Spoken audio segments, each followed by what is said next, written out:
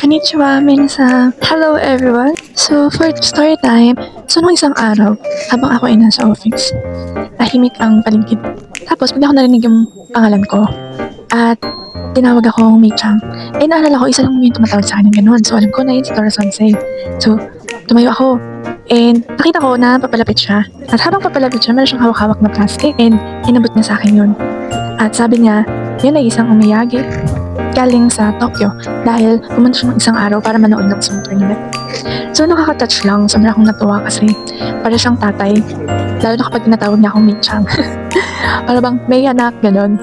So ito, sobrang na-appreciate ko. So ang hilig talaga na lang magbigay ng mga something.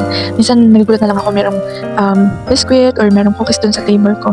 So ito nakakatuwa lang kasi di pa naman kami ganun nakapagkwentuhan or pa kami ganun ka-close, pero naalala niya akong bigyan ng umiyagi.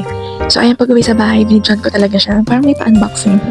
At ayun nga, it's like a banana bread na napaka-cute. At isa pang nakapagpatawa lalo sa akin kasi yung design niya butterfly.